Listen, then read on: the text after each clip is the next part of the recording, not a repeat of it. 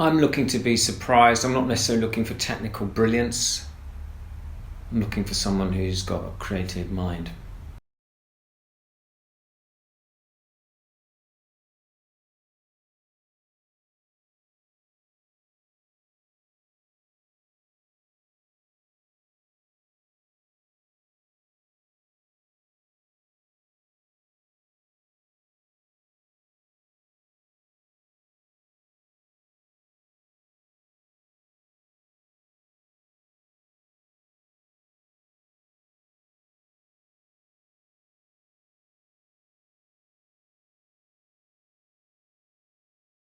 The thing is with creativity is that nobody can ever take that from you. And it's something that is inherently personal. It can be developed, it can be practiced, it can be modified, whatever, but nobody can ever take that from you. So even if you're in, a very difficult situation, or you come from a difficult situation and find yourself in prison, through your creative endeavours, it's something for yourself. And I think that's incredibly precious. And need to be championed as much as possible. Also, just because you're in prison doesn't mean that you're not creative or that you're not talented, and it's important to celebrate that, I think, which Koestler Art does so well. This piece received the Gold Award for Craft in 2020. It's titled Birdcage Imprisoned and was made in cell at HMP Exeter, a Category B local prison in Devon. This piece continues a long tradition of people in prison creating three-dimensional artwork from unusual or found material. This is partly due to the lack of access to traditional art materials in custody, but also due to the scarcity of possessions, the scarcity of everything in prison, which leads to a culture of reuse, recycle and barter. One man's toilet paper, literally, can be another man's canvas. This piece is made from paper, glue, the balls from roll-on deodorants, and to quote the artist, a bit of tea bags.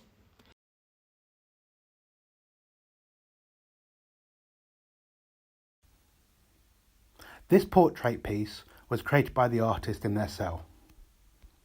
The first amazing thing about this piece is that the artist used soy sauce to create it. The artist has previously used tea and coffee to create similar pieces, but turned to soy sauce in part because it was readily available, and because during lockdown they have had less materials due to restrictions in going to the library and art classes.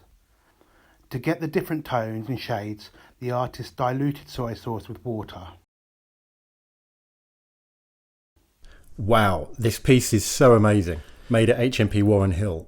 It won the Commended Award. There's no surprise, because at first glance I assumed that this was made out of some kind of galvanised metal, and then on closer inspection it's actually made from sweetie wrappers. It's so amazing what they've done. When you consider that you're in a cell and the only things you have available to you are soap, a bit of paper, if you're lucky a pen. One of the main things about prison is that you have to be incredibly resourceful. And what this artist has done is really capitalise on resourcefulness. Sweet wrappers, silver foil, paper, glue, plus some other odds and ends. And the artist says being creative helps them express themselves and show what they can do when they put their mind to it. Patience and precision shines through this work. 3 different types of rice are used to highlight colours and textures to bring it to life. The couple stands serenely on a bed of barley grain. She has melon seeds for her earrings and bouquet, while he sports a butternut squash seed waistcoat. The whole work is supported by used shoebox, framed with burnt tip matchsticks, and is a tactile and eco-friendly tribute to faith and love. Each year, the Koestler exhibition receives numerous entries in the form of a bar of soap, in no small part because soap is one of the few material things readily available to people. These handcrafted bars of soap are often done by the artist in their cell just to pass the time of day. Due to the lack of equipment, the artists use a range of makeshift tools to scrape and score the soap. Instruments used range from ballpoint pens to paper clips, tweezers to filed down plastic cutlery. If I draw your attention to the top left-hand corner, this piece is called Clean View, and the entrant created it using a thin piece of metal. It always amazes me the detail entrants are able to create using such limited resources. The artists themselves say that if they had better tools, they believe they could really improve on their work. But I think they're being a bit hard on themselves, as this is creativity at its finest.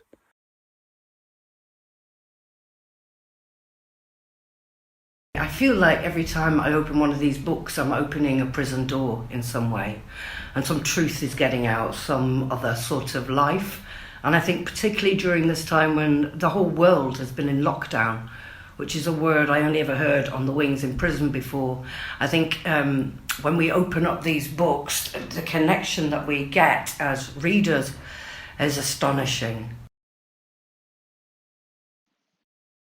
I think with spoken word and with music, there's an element of vulnerability, and it's an honour to hear people talking about their experiences. It always stands out if somebody is saying something very personal, authentic.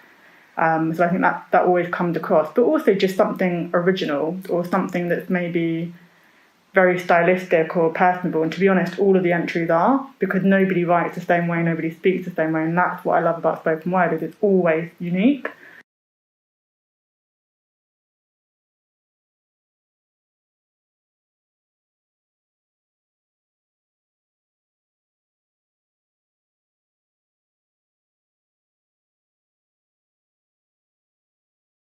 The judge had awarded this artist Platinum Prize, which carries £100. And they said that they look for a personal connection with the piece, that the work has to speak to them. And this work certainly spoke to me.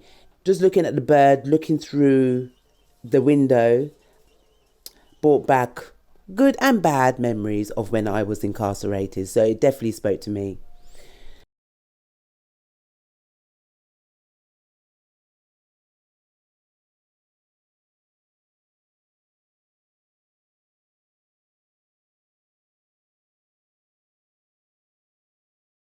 This year's entries were interesting. They all, in their different ways, offered what I would call a hopeful or a positive message. And the way they did that was in various ways. Some used humour, which is always a good way of connecting with people and conveying something very direct about your experience. And others just used colour in a way that made something could be rather grim, rather positive, making one think of a brighter outlook, a more hopeful future.